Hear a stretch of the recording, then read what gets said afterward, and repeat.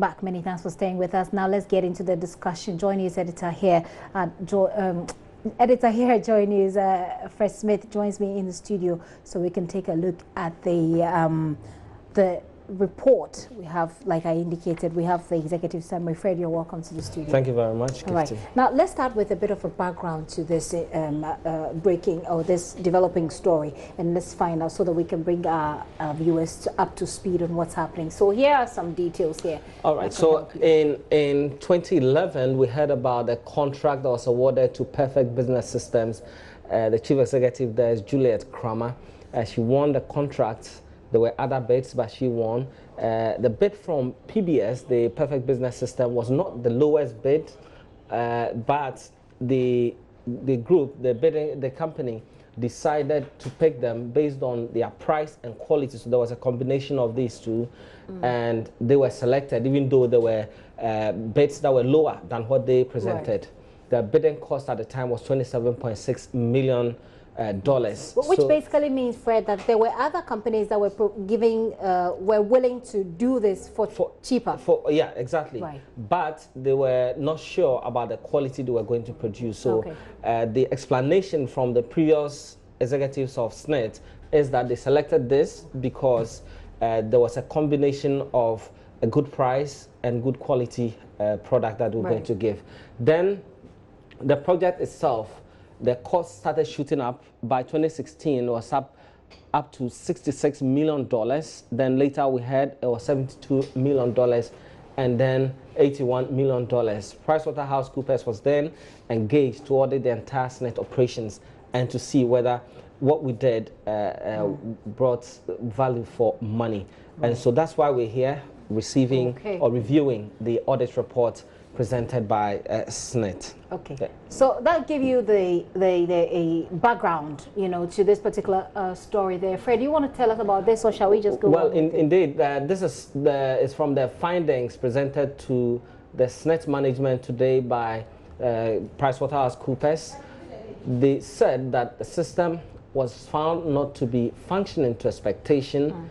Unable to sometimes perform electronic registration due to deficiencies in the OBS system. This is still the allegation for which SSNIT asked PricewaterhouseCoopers to come in. But then this is the report from PricewaterhouseCoopers. Not yet. We have the report from PricewaterhouseCoopers, which we can see now. Okay, so those are the issues there. The main concern for which reason PricewaterhouseCoopers came into the matter. Fred, take us through a brief of the report by PricewaterhouseCoopers. Well, so this is okay. So you can see on the screen details of what PricewaterhouseCoopers presented today. The Ernest Thompson, he's a former Director General of SSNIT, Juliet Kramer, CEO of Perfect Business System. They were all involved.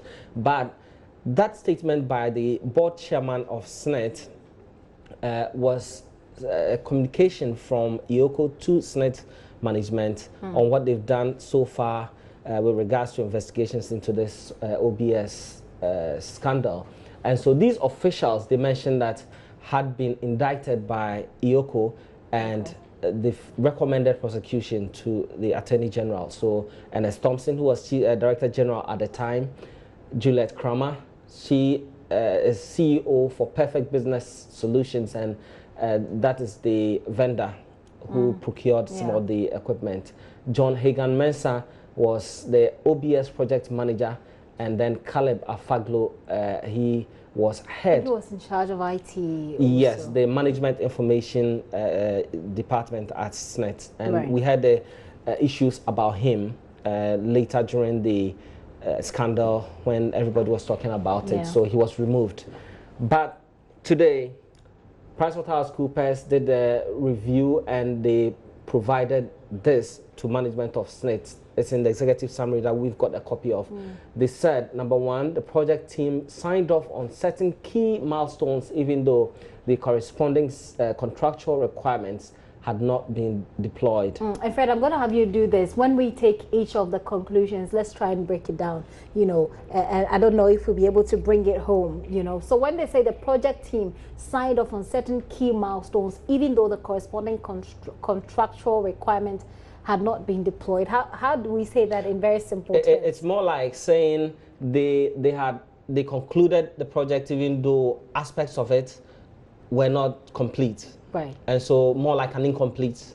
So you're doing work, you've not finished, and then you sign off to indicate that you've finished. I've taken leave. It's more like you're presenting this show, and then even though we've not done others, you say, well, I walk away. You're walking away. And I say, I'm done with the show, and then I walk away. But the show itself is not ended. Then you know there's a problem. There's a problem Very there. well. So the second part, it says payments were approved for change orders which were already included in the contract. And so, for instance, you're undertaking a project and you realize that there's a defect somewhere you want to amend.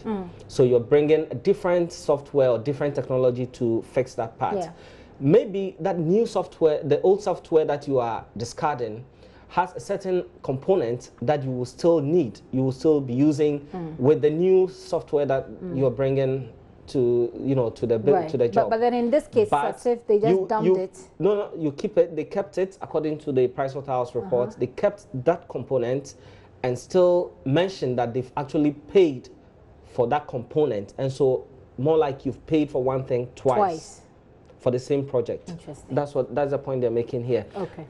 Point 3 is saying that payments were made for the contractual requirements which had not been fully deployed by SSNIT. Okay, so they had agreed that they were going to procure XYZ equipment, provide them by, say, the deadlines maybe middle of April. That has not been done, but payments were made. So whether the contractors deliver fully or not, they've been paid. Yeah, they've been paid. You cannot hold them to account on that. And then we see Caleb Afaglo there. Was any more information on that? Yeah, Caleb Afaglo left. But we can go on to the details of that report. Speaking of the details, Fred, let's start with the role of the board in all of these. Well, according to this, I have the abridged version of the report presented by PricewaterhouseCoopers. It says, from the review of board minutes from January 2010 to 31st March 2017, and this is the period within which that OBS project was being done. Point 1, they say management did not disclose the full extent of the issues relating to the automation project to the board. And that's a serious matter because the board was not apprised of the things that management was doing with regards to this OBS system. So the board was in the dark. And they give an example here. For example, the UAT report dated 31st May 2015 indicated significant challenges with the OBS project. However, there is no indication that the nature of these issues were fully disclosed to the board. And so I'm sure if the board were aware of what was happening with the challenges with the UAT system, then the board would have said, well, let's put it aside and bring on a new technology, or let's enhance this so that we are sure that it works. So the board did not have full information as to what exactly was happening. What was happening at the OBS side, according to this PricewaterhouseCoopers report. In addition, they are saying on 24th of November 2016, management presented to the board that the ICT initiatives were ongoing, even though there were significant functional challenges with the OBS. That's quite interesting. That's really interesting. And that brings to mind the role of Professor Joshua Alabi, who was board chairman. He was board chairman at the time. He said, well, he did nothing wrong with this. I'm sure he's saying this because he was not aware as board chairman what was happening with the OBS system. The point 2 they make under the board's oversight of this project is that the board did not appear to demand accountability from management when the issue of overspending and poor project management were brought to their attention. Remember that we're talking about the project that initially cost 27 million and shot to somewhere 81 million. Right. You know, they're saying that the board did not question.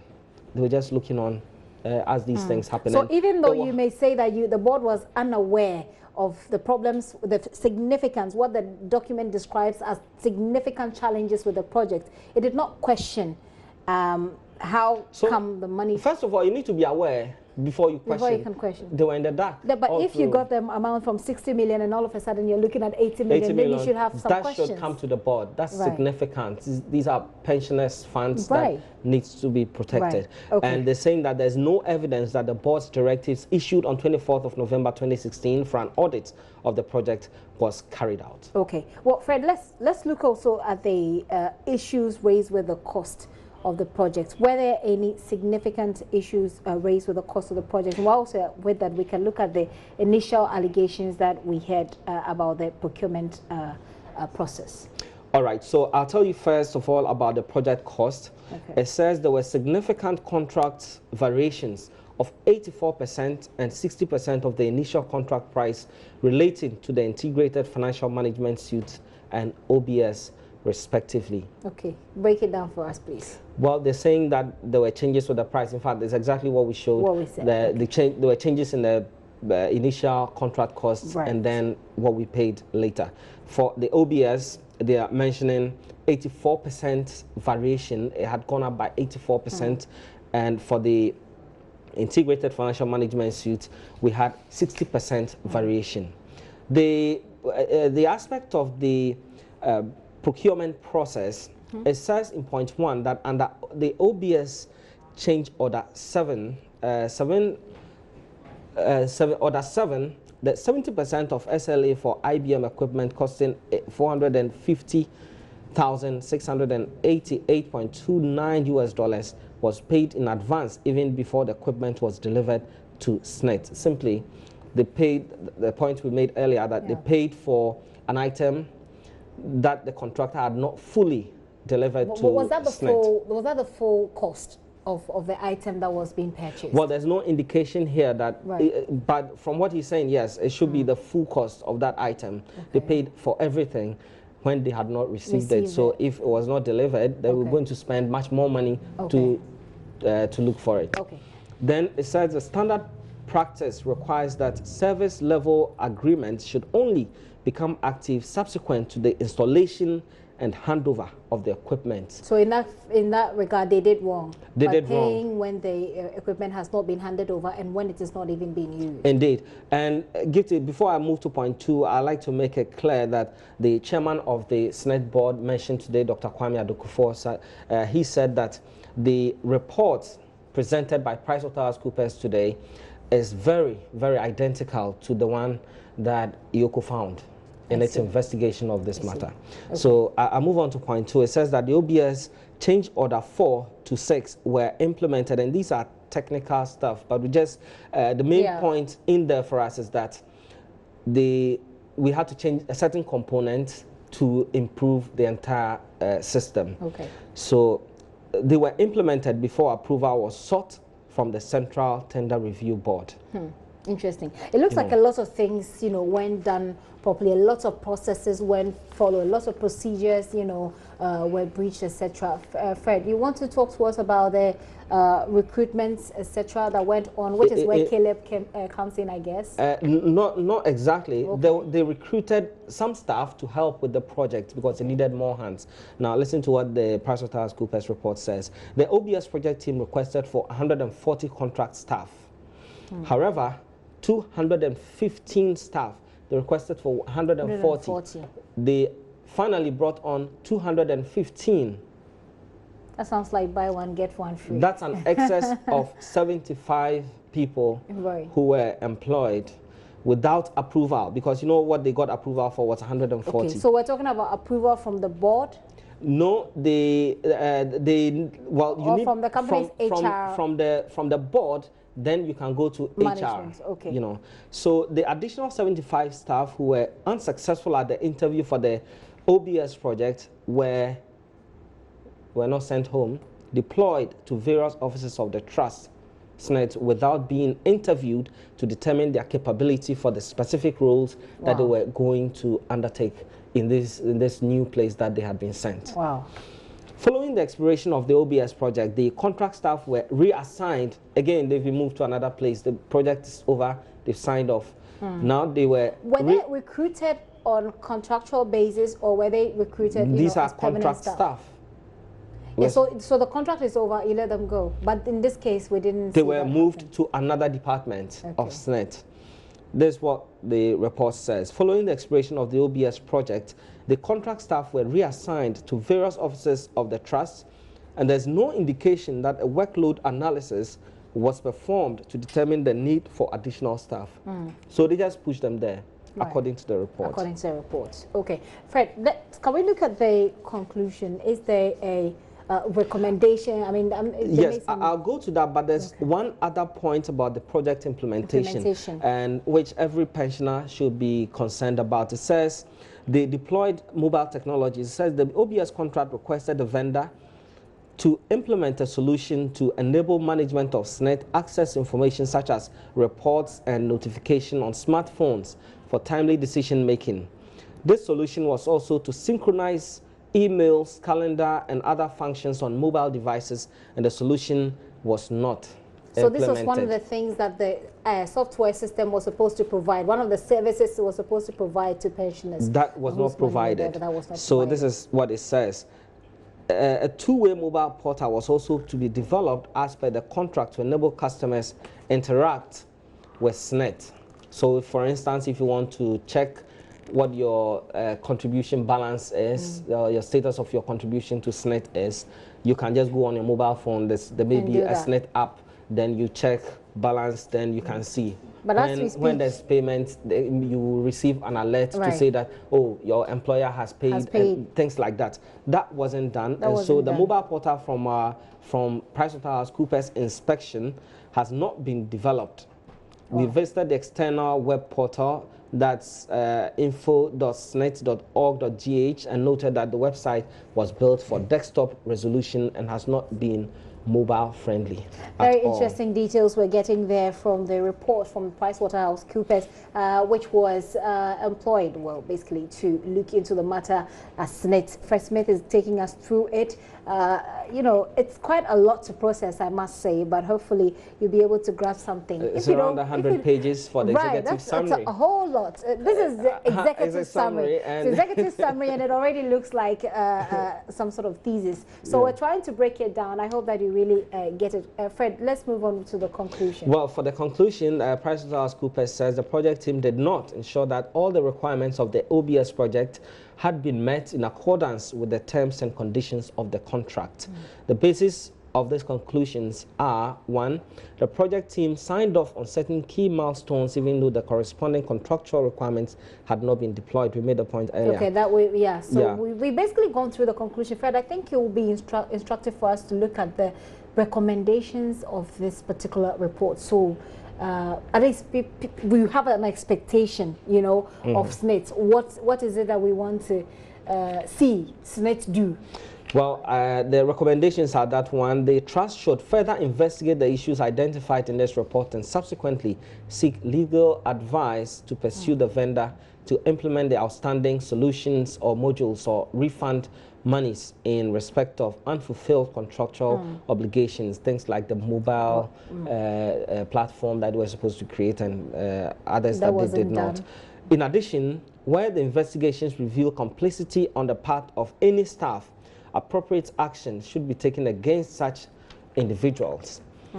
Point 2 says SSNIT may consider replacing the pension administration solution together with the relevant matching hardware due to the fact that potentially significant costs may be incurred without the commensurate benefits. Any decision with regards to the placement of the pension administration solution should, however, be based on a detailed cost-benefit analysis. The point they're trying to make here is that they should scrap the entire solution and bring on completely new system. But then they're also asking that they do the cost-benefit analysis of this. But it looks like Pricewaterhouse has done some work in that area, and they're saying that what we have now, because certain components have not been supplied with this one, we may end up spending much more in running the software. So it's better to stop that at this time before you get into trouble. It will be really interesting to see what happens, Fred.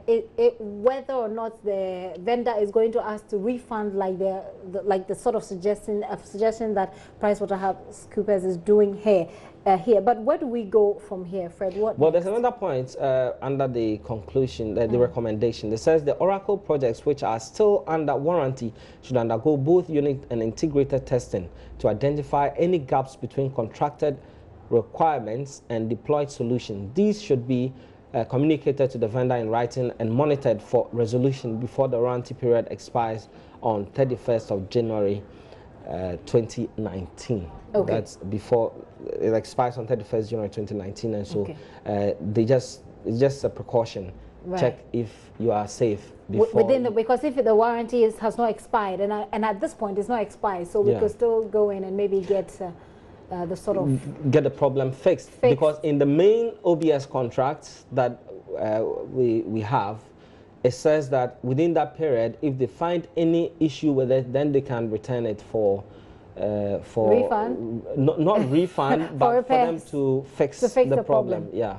Well, I don't know. We'll see whether or not the Attorney General will recommend these people for prosecution. That's where we are at the moment. That's yes, indeed. The chairman of SSNIT, Dr. Kwame Adukufor, today at the news conference mentioned that they've received communication from IOCO, and IOCO is recommending that the individuals whose names we mentioned, we had the Director General Ernest Thompson, we had Caleb Afaglo, he was the head of the Management Information Department. We also had John Mensah, who is the head of the OBS team, and also Juliet Kramer, who is the Chief Executive for the Perfect Business System, the vendor who supplied most of these softwares and other items. Interesting days ahead, very interesting days ahead, and we'll be here to bring you all of the details. Fred Smith, thank you so much for breaking that down. That must be a lot of information to process before you be able to send it across to other people. Fred Smith is an editor here. He produces the show as well. So we're still on SSNIT, and the board chairman, Dr. Kwame Adukufor, is assuring pension contributors, by the way, that the SSNIT is investing their money wisely. We have cooperated with IOCO in the past year and will continue to cooperate with all law enforcement agencies and investigative bodies in the pursuit of their duties. Our doors are open, our books are open. I have nothing to hide, and I'm sure our colleagues have nothing to hide. If anybody here is an investigative journalist, he can enroll and come and see the work we are doing here, and you'll see that the proper thing is being done. This engagement with Pricewaterhouse and the report we are receiving this morning is a move in the same direction, an initiative to direct SSNIT along the path of best ethical practices and enhanced financial sustainability. Ladies and gentlemen, many positive achievements have taken place in the trust in the last year.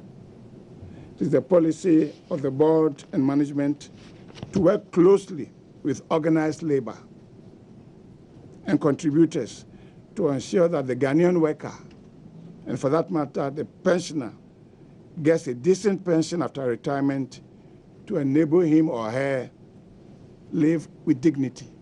Sometimes we hear reports about SSNIT not being caring enough and the pensioners being given peanuts. That is not completely true, but perception is very important.